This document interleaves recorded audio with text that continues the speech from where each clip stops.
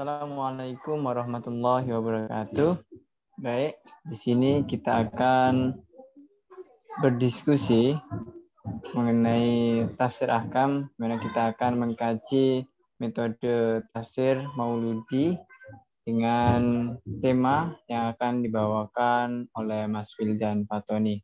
Dan di sini kita akan memulai. Mari sebelum kita memulai diskusi pada kali ini, mari kita baca suratul Al-Fatihah agar pertemuan pada kali ini diberikan kelancaran dan kemudahan. Ila dunia Al-Fatihah.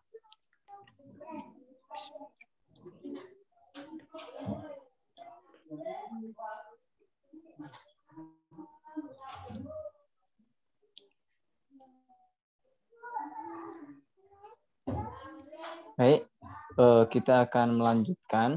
Di sini Mas Wildan akan menyampaikan materinya. Setelah itu ada sesi diskusi di mana teman-teman sekalian diberikan waktu untuk memberikan tambahan, memberikan usulan, masukan kepada pemateri.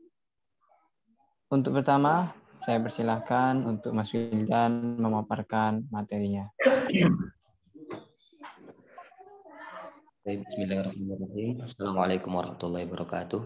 Waalaikumsalam warahmatullahi wabarakatuh. Alhamdulillah kita dapat berkumpul dalam Zoom meeting untuk berdiskusi bersama tentang temuan saya pada tentang penelitian saya pada ayat yang telah ditentukan dengan tema pernikahan dengan non-muslim merupakan sikap penolakan akan surga Allah. Nah, sebelumnya saya minta maaf karena bahan materi presentasi kali ini masih berupa artikel, masih belum berupa makalah yang lengkap. Pendahuluan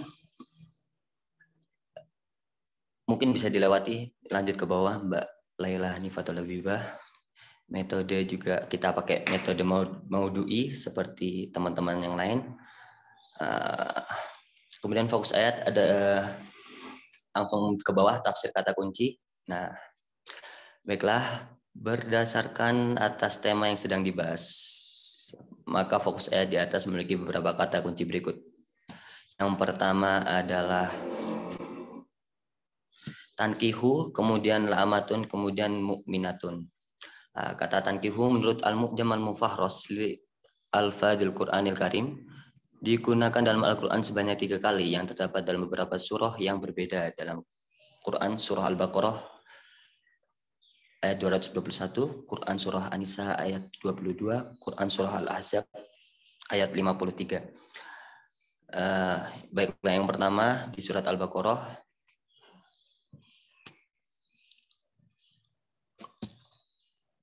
di situ saya ini adalah kesimpulan yang paling atas ini.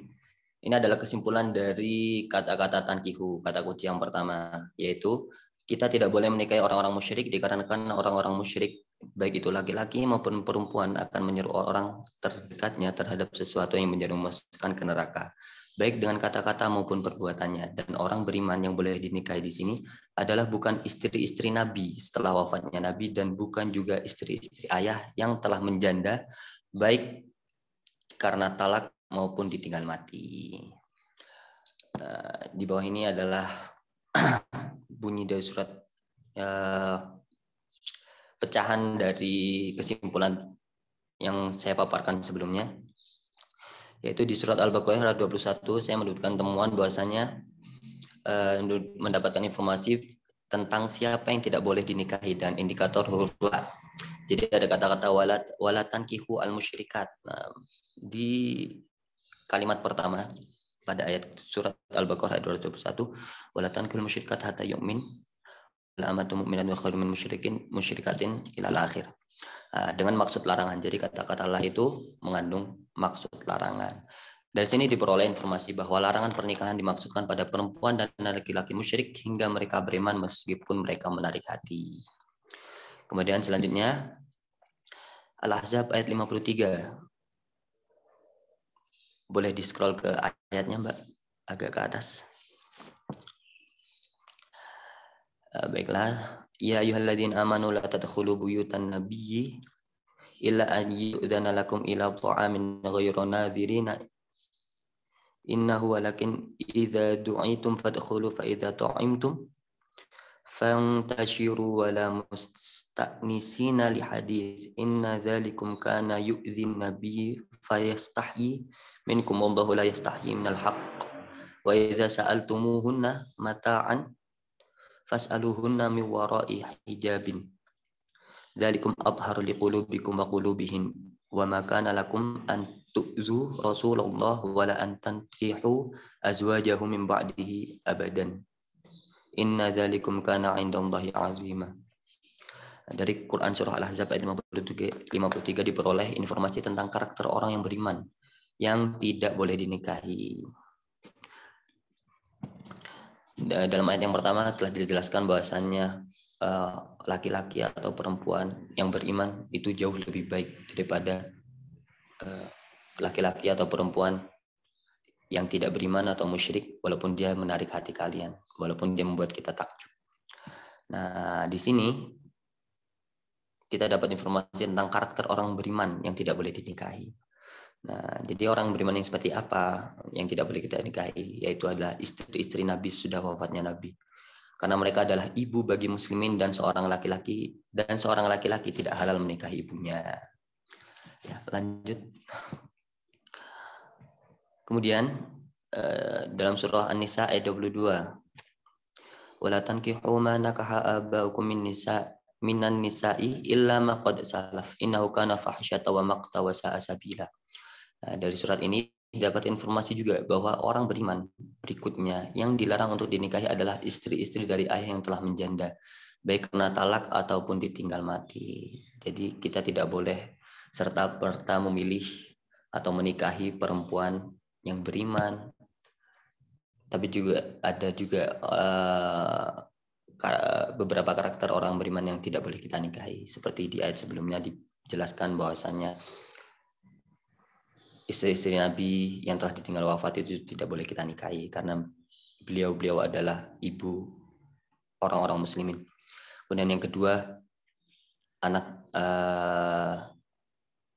istri dari ayah kita yang telah menjanda, baik ditalak ataupun ditinggal mati.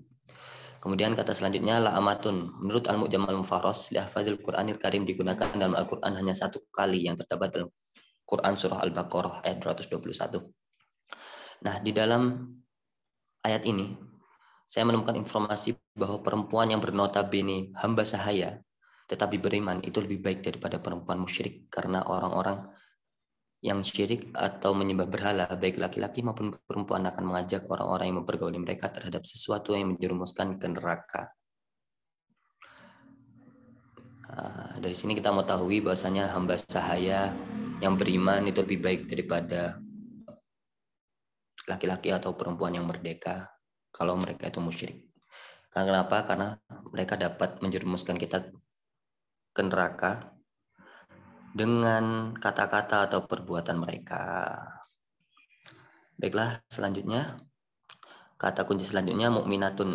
Menurut Al-Mu'jam Al-Mufarras lafadzul Qur'anil Karim digunakan dalam Al-Qur'an sebanyak 3 kali dalam surat An-Nisa ayat 92. Jadi dalam satu ayat itu ada 3 kata mukminatun ditemukan 3 kali, kemudian 3 kali dalam surat yang berbeda. Yang pertama Al-Baqarah ayat 221, Al-Ahzab ayat 36, dan Al-Ahzab ayat 50. Nah, yang paling atas ini adalah kesimpulan dari semua temuan kata kunci dari semua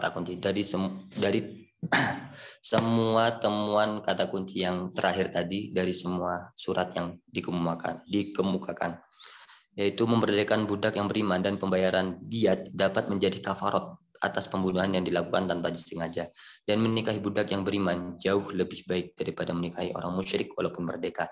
Nabi pun tidak boleh menikahi perempuan musyrik walaupun dia menyerahkan dirinya kepada Nabi.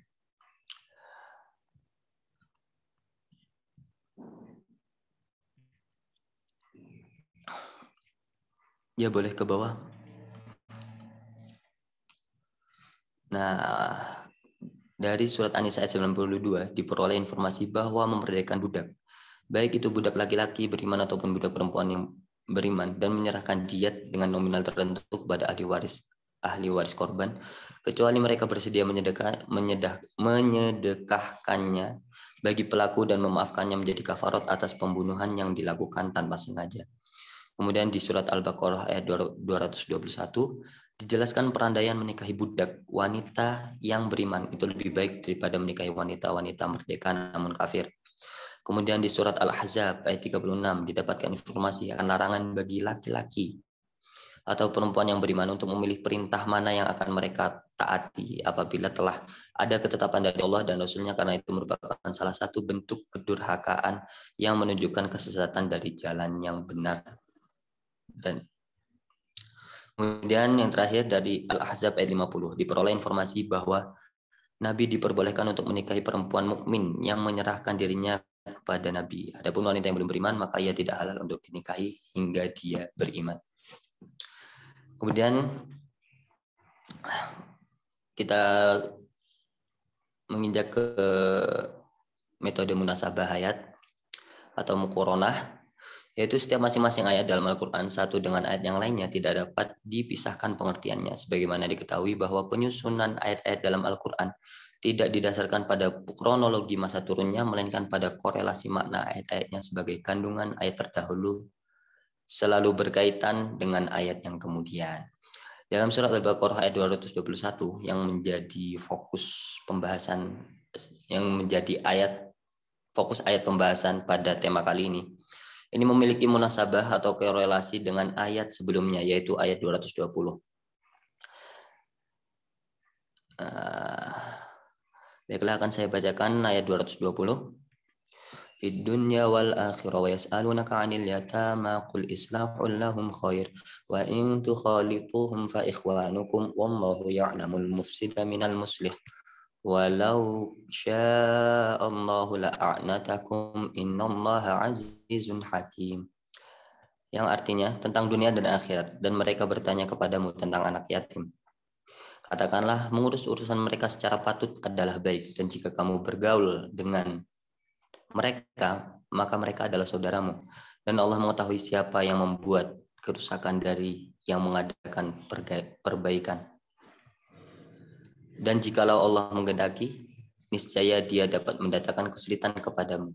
Sesungguhnya Allah Maha Perkasa lagi Maha Bijaksana. Ayat 220 ini memberikan informasi bahwa diperbolehkan untuk mencampurkan harta anak yatim dengan harta orang yang mengasuhnya dengan tujuan memberikan maslahat dalam pengasuhannya, keharaman harta anak yatim, dan ancaman bagi orang yang menyentuh dan mencampur adukannya dengan niat jahat, sehingga menyebabkan harta itu habis, berkurang, atau merugikan harta anak yatim. Dan dalam surat Al-Baqarah ayat 221 dijelaskan tentang pelarangan nikah dengan orang-orang musyrik dan karakter orang-orang beriman yang dilarang untuk dinikahi. Sedangkan dalam surat Al-Baqarah ayat 222 langsung ketemuan mungkin ya. Sedangkan korelasi ayat 222 dan dengan ayat 221 adalah dalam ayat 221 dijelaskan tentang larangan dan alasan untuk menikahi orang-orang musyrik dan disebutkan karakteristik orang yang beriman yang dilarang untuk dinikahi. Maka ayat 222 dijelaskan perihal larangan menggauli istri yang sedang haid dan diperbolehkannya untuk menggauli istri pasca kesuciannya dengan ketentuan yang baik. Atau dapat dikatakan ayat ini merupakan lanjutan dari ayat 221 dan sebagai penjelas ayat 220. Ya, lanjut.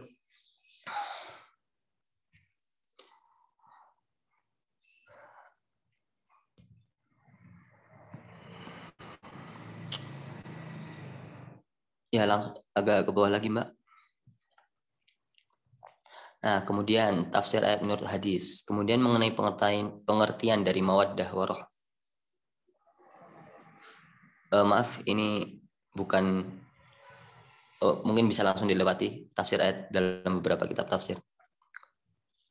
Nah, berdasarkan informasi yang kami himpun dalam kitab tafsir Ibnu Katsir terkait kata-kata kunci satu, maka terdapat pendapat sahabat sebagai berikut. Haddatsani Musa ilal akhir. Iya, ke bawah. Lanjut, Mbak, langsung ke kesimpulan. Berdasarkan pendapat dari sahabat Ibnu Abi Hatim dari Muhammad bin Ismail juga mengenai ayat yang menjadi kata kunci saya adalah untuk tidak menikahi orang-orang musyrik hingga mereka beriman. Jadi mungkin hanya itu yang bisa saya sampaikan pada presentasi kali ini. Mohon maaf apabila masih banyak ditemukan kekurangan. Mungkin setelah ini bisa kita diskusikan secara bersama tentang dan masukan-masukan dan saran-saran yang benar-benar saya tunggu dari teman-teman sekalian.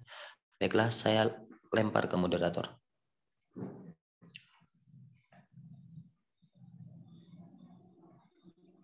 Ya, jadi karena waktunya juga sedikit, sudah ada peringatan, maka kita akan membuka sesi diskusi. Jadi teman-teman yang ingin menambahkan atau ingin koreksi dipersilahkan.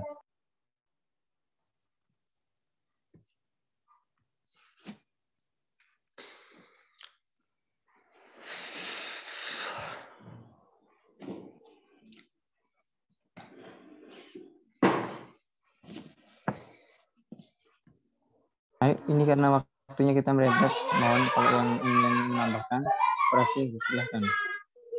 Waktunya udah mepet.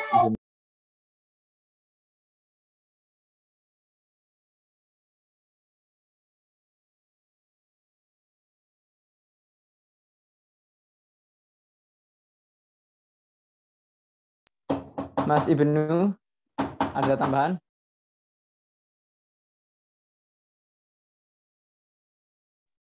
Cukup.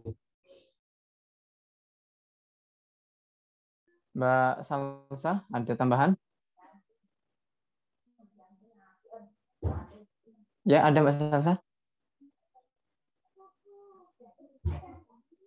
Halo? Mbak Salsa? Mbak Laila, ada tambahan?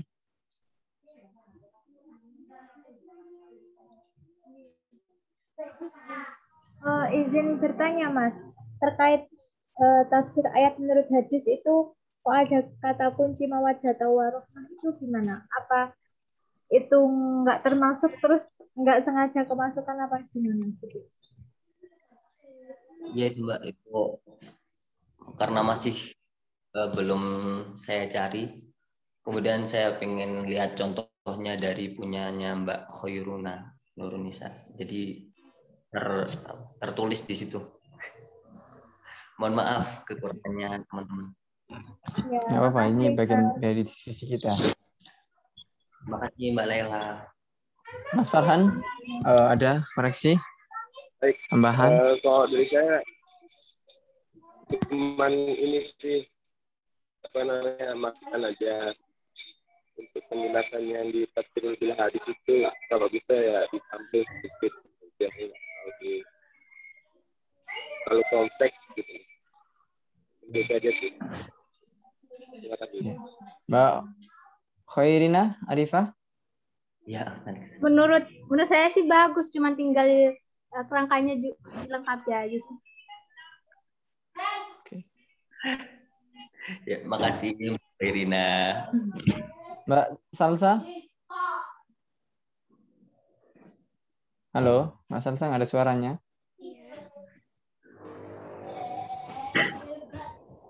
Ya, gimana pendapatnya? Masukan, tambahan, koreksi, atau mungkin menurut dari Mbak Salsa pandangan?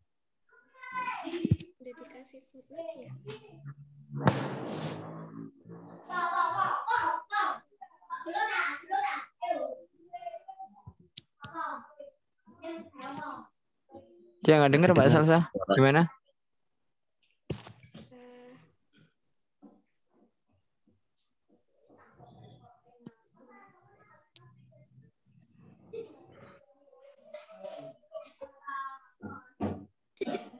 Udah? Oh iya, Mas Ibnu. Ibnu, halo? Ibnu. Iya, ya, halo. Gimana ininya, tanggapannya? Ya itu tadi sudah diwakili sama teman-teman. Dari saya sudah ya, cukup. Apa itu? Apa? Gimana? Ya untuk makalahnya. Menurutnya Mas Ibnu? Ya udah baik. Cuma itu tadi kekurangannya masalah tafsir bil hadis. dan tinggal ini menyempurnakan lagi seperti itu. Oke. Jadi terima kasih. Saya sebagai pembawa acaranya juga akan menutup. Kesimpulan pada diskusi kali ini adalah perbaikan pada artikel yang dibikin oleh Mas Wildan Fatoni, di mana ada beberapa subbab yang perlu dilengkapi dan diperbaiki. Salah satu diantaranya tadi yang sudah terlihat jelas adalah tafsir bil hadis. Ya. Untuk itu artikel ini sebenarnya bahan diskusi kita untuk memperbaiki, untuk koreksi kita. Soalnya pada akhir ujian akhir semester atau UAS nanti, artikel ini akan kita setorkan dengan catatan sudah siap sesuai dengan arahan Bapak dosen Buya. Nah, maka dari itu diskusi ini sebenarnya untuk masukan kita, untuk meningkatkan kita, untuk memperbaiki kesalahan kita. Jadi jangan sampai kita abaikan, ya. Mungkin itu dari saya, kurang lebihnya ucap kata saya mohon maaf yang sebesar-besarnya. Mari kita akhiri dengan bacaan hamdalah bersama-sama. Alhamdulillahirabbil alamin. Saya akhiri ihdinas siratal mustaqim siratal ladzina an'amta 'alaihim ghairil maghdubi 'alaihim waladdallin. Amin. Wassalamualaikum warahmatullahi wabarakatuh. Assalamualaikum warahmatullahi wabarakatuh. Recording.